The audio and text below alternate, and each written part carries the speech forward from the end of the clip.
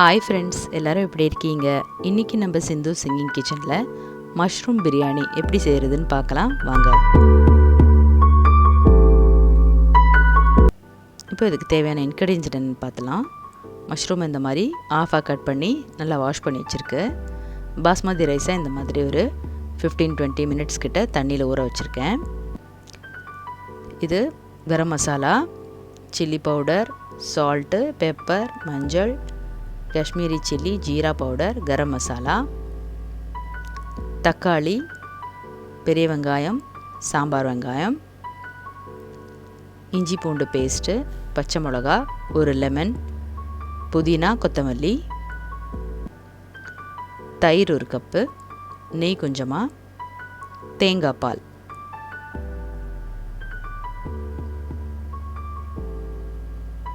இப்போ மஷ்ரூமை நம்ம first marinate பண்ணி வைக்க போகிறோம். அதுக்கு கொஞ்சமாக மஞ்சத்தூள், chilli powder, jeera powder, garam masala தூள், தனியாத்தூள், பெப்பர் பவுடர், சால்ட்டு கொஞ்சமாக, ப்ளெயின் சில்லி பவுடர், இது எல்லாத்தையும் ஜிஞ்சர் கார்லிக் பேஸ்ட்டையும் சேர்த்து லெமன் ஜூஸையும் கொஞ்சம் சேர்த்துக்கலாம்.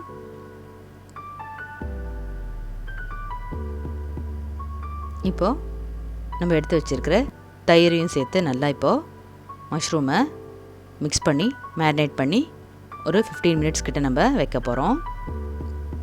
கொஞ்சமாக கொத்தமல்லி, புதினாவையும் சேர்த்துக்கலாம்.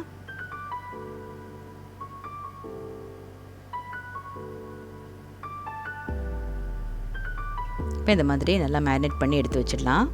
இப்போ குக்கரில் தான் இன்றைக்கி நம்ம பிரியாணி தாளிக்க போகிறோம். கொஞ்சமாக ஆயில் சேர்த்து அது கூட கொஞ்சமாக நெய்யும் சேர்த்துக்கலாம்.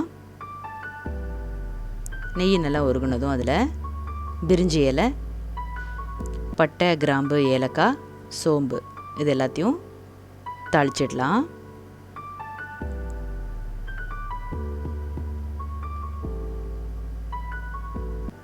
சோம்பு நல்லா பொரிஞ்சதும்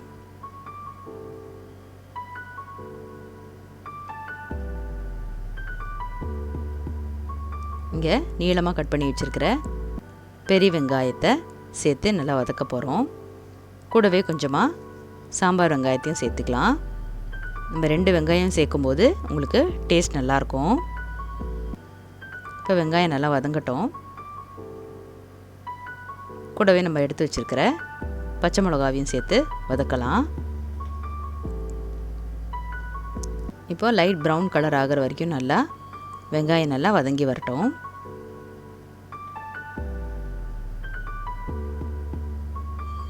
இப்போ வெங்காயம் சீக்கிரமாக வதங்கிறதுக்கு தேவையான உப்பையும் சேர்த்துக்கலாம். இப்போது வெங்காயம் நல்லா ப்ரௌன் கலராக வதங்கிருச்சு. இப்போ கொஞ்சமாக இஞ்சி பூண்டு பேஸ்ட்டையும் சேர்த்துக்கலாம். இப்போ இஞ்சி பூண்டு பேஸ்ட்டோட பச்சை வாசனை போகிற வரைக்கும் ஒரு 2 மினிட்ஸ் கிட்ட நல்லா வதக்கி எடுத்ததுக்கப்புறம் கட் பண்ணி வச்சுருக்கிற தக்காளியை சேர்த்து வதக்கலாம்.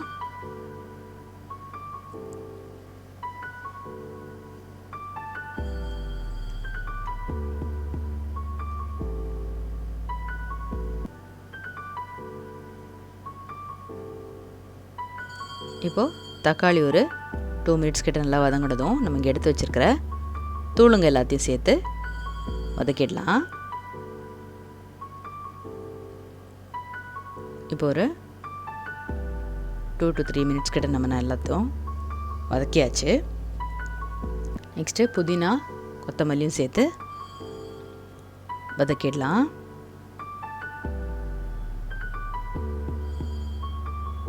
இப்போ நம்ம இங்கே மேரினேட் பண்ணி வச்சுருக்கிற மஷ்ரூமை இந்த மசாலாவோட சேர்த்து நல்லா மிக்ஸ் பண்ணி விட்டுடலாம்.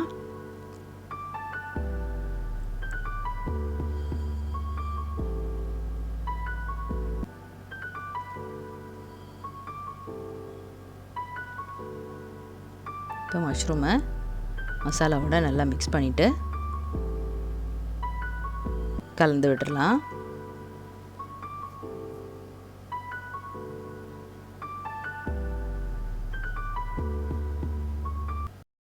முகம் பார்க்க நானும் முடியாமல் நீயும் திற திரை போட்டு உன்னை மறைத்தாலே பாவம், ஒரு முறையேனும் ஆ ஆ திருமுகம் காணும். ஹே ஹே வரம் தர வேண்டும். ஓ ஓ எனக்கது போதும்.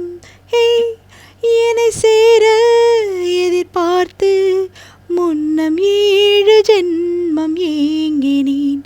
வா வெண்ணிலா உன்னைத்தானே வானம் தேடுதே. வா வெண்ணிலா உன்னைத்தானே வானம் தேடுதே.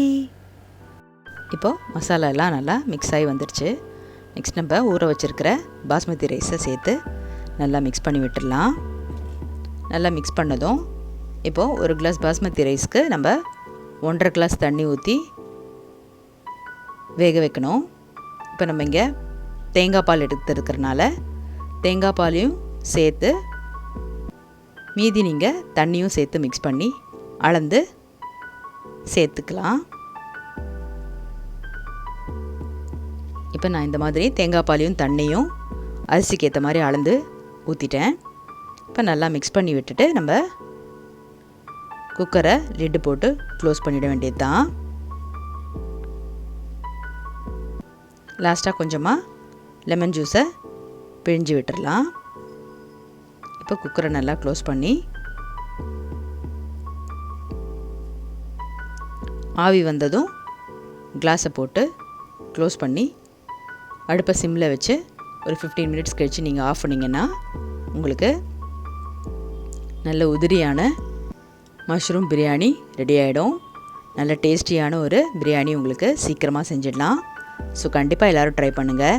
சிந்து சிங்கிங் கிச்சனுக்கு மறக்காமல் லைக் பண்ணி ஷேர் பண்ணி சப்ஸ்கிரைப் பண்ணிவிடுங்க. பெல் ஐக்கானையும் ப்ரெஸ் பண்ணிவிடுங்க. Thank you all. பாய்.